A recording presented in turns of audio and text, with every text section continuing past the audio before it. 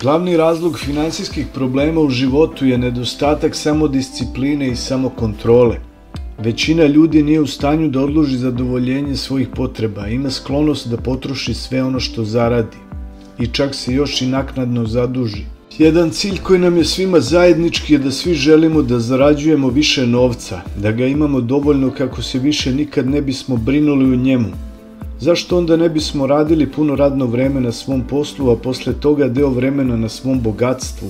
Kakav biste imali osjećaj kad biste mogli reći ja radim da bih postao bogat, a ne samo da bih platio račune? Američki milioner Jim Rohn tvrdi da je sticanje bogatstva lako, ljudi samo moraju biti spremni da se promene. Njegov savjet je da morate da pronađete priliku. Ako neka prilika ne funkcioniše, pronađite drugu. Ako ni ta ne funkcioniše, pronađite treću i tako dalje. Poredeći svojih 6 godina života, tokom kojih nije napravio nikakav uspeh sa svojih drugih 6 godina, tokom kojih je postao milioner, on analizira spoljne uslove. Uslovi u zemlji su uglavnom bili isti, okolnosti su bile iste, ekonomija je bila slična. Šta se promenilo? Jedino on sam. Jedino što se promenilo je njegov stav. On sam se promenio. Jim Rohn postavlja pitanja i odmah daje odgovore. Šta bi značilo ako bi se sad vaši rođaci promenili u svom stavu prema vama? Šta bi to značilo za vašu dobrobit i budućnost? Ne mnogo. Šta bi za vašu dobrobit i budućnost značilo ako bi se cene malo spustile? Ne mnogo.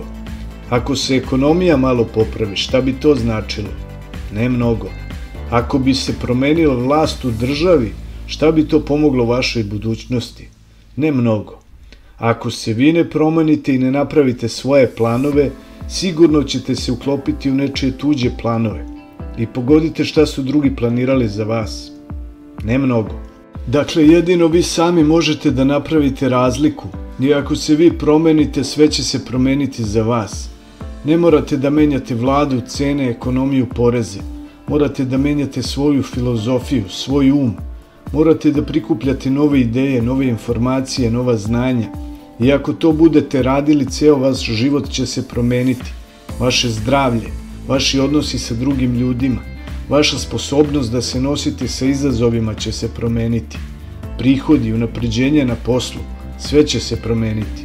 A ako se vi ne promenite, sve će ostati isto. Želja da se vetrovi promene u vašu korist je naivna. Ključ je da bolje postavite svoja jedra tako da vas svaki vetar koji dune odveze tamo gde želite da odete. To je ta promena filozofije koja vam može promeniti život. Jim Rohn dalje tvrdi da je bogaćenje lako. A šta za njega znači lako? Lako je nešto što čovjek može da uradi, što je u okviru njegovih mogućnosti. To ne znači da nećete morati da puno i naporno radite. A ako neko postavi pitanje zašto se i svi drugi ne obogate ako je to tako lako, njegov odgovor je da je isto tako lako i ne obogatiti se. Filozofski rečeno, lako je uraditi, ali je isto tako lako i ne uraditi.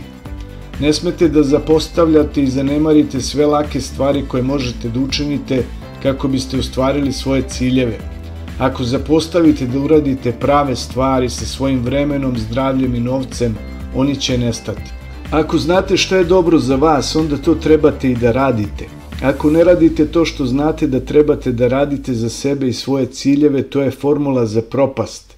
I ako to nastavite da radite godinama, posle nekog vremena zateći ćete sebe da vozite ono što ne želite da vozite, nosite odeću koju ne želite da nosite, živite u kući u kojoj ne želite da živite, radite ono što ne želite da radite.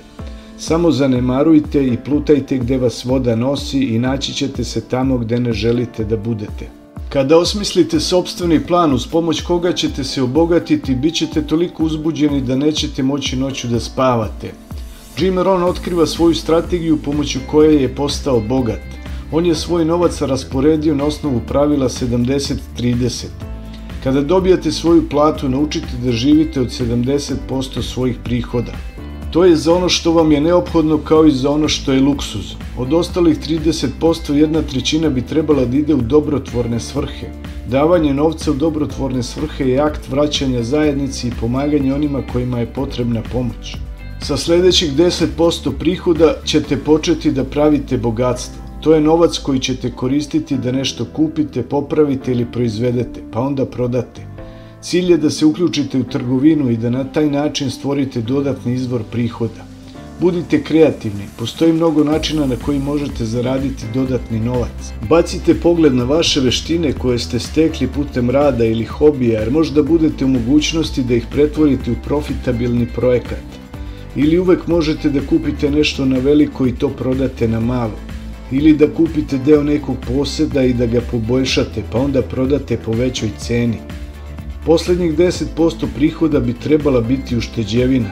Ovo je najbolji deo plana za bogaćenje jer vam pruža bezbrižnost. Razlika između bogatog i siromašnog čoveka je što siromašan čovek prvo troši svoj novac pa štedi ono što mu je ostalo, dok bogat čovek prvo štedi svoj novac, pa onda troši ono što mu je ostalo. Pre 20 godina 2 čoveka su zarađivala po $1000. Jedan je usvojio filozofiju trošenja, a drugi filozofiju štednje novca. Danas kad bi poznavali obojicu, jednog bi smatrali siromašnim, a drugog bogatim. Zato zapamtite da davanje, investiranje i štednja, kao i svaki oblik discipline, imaju suptilan efekat. Na kraju dana, nedelja ili meseca razlike su jedva uočljive. Ali kada prođe 5 godina, razlike postaju izrazite, a posle 10 godina razlike postaju dramatične. Sve počinje sa istom količinom novca, ali sa različitom filozofijom. Hvala na gledanju, nadam se da vam je ovaj video bio zanimljiv i od neke vrednosti za vas. Molim vas da ostavite vaše komentare kao i da like, share and subscribe.